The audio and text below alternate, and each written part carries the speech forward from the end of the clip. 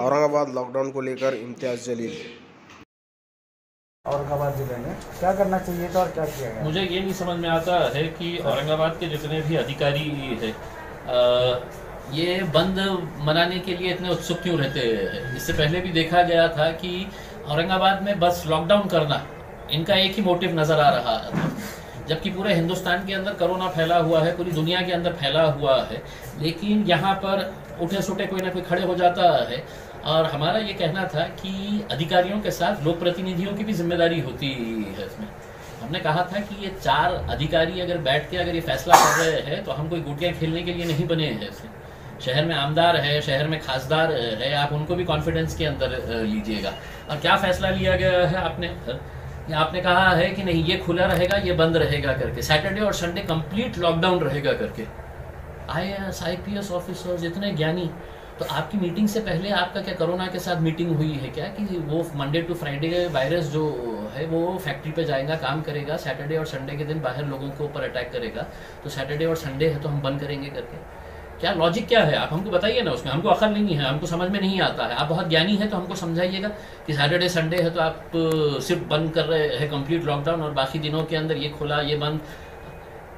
फिर उसमें ये फैसला लेते हैं कि शादी रजिस्टर्ड कर देना करके। शादी ज़िंदगी में कोई भी माँ बाप के लिए है तो अपने बच्चे की, अपने बच्ची की शादी के लिए वो ज़िंदगी भर कमाता है, मेहनत करता है। अब जिसकी शादी है तो 24 घंटे के बाद थी, जिसने है तो अपनी पूरी तैयारी कर लिया, उसने खाने पीने का इंतज़ाम कर लिया, उसने है तो अपना पूरा शादी हॉल का पैसा जमा कर दिया, और तुम अचानक बोल देते हैं कि शादी रजिस्टर्ड करो।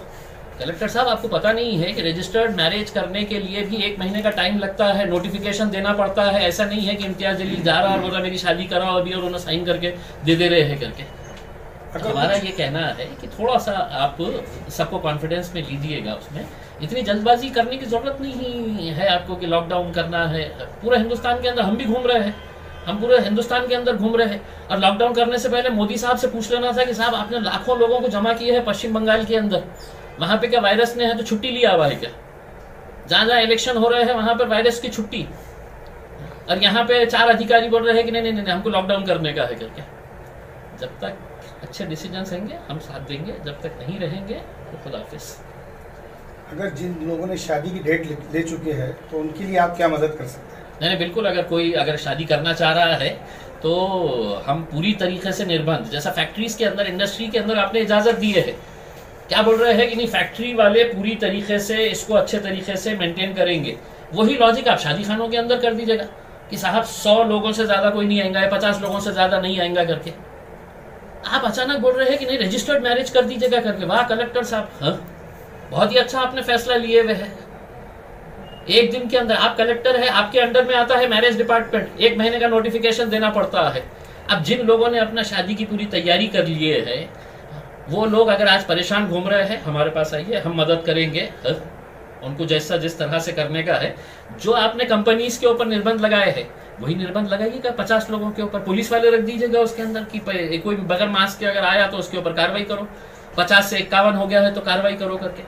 लेकिन ये इस तरह से बैठ के फैसले कर लेने का उसमें, और सिर्फ ये समझने का कि हम अधिकारी है हम कर लेंगे, तो बाकी लोक प्रतिनिधि कोई गोटियां खेलने के लिए थोड़ी बैठे हुए हैं। हम भी है तो 20 लाख लोगों का नेतृत्व करते हैं, हमको भी समझ में आता है कि क्या सही है क्या गलत है करके। सिर्फ अगर आप ये समझेंगे कि हम ज्ञानी हैं और हम बताएंगे करके, तो हमारे साथ बैठिए और हमको पहले समझाइए सैटरडे संडे का निर्णय लेने के वक्त वायरस के साथ क्या क्या चर्चा हुई, वायरस ने क्या शेड्यूल दिया आपको कि मैं ये टाइम से ये टाइम पे नहीं आने वाला हूँ करके। अब ये तो सवाल हम पूछेंगे ना अगर आप इस तरह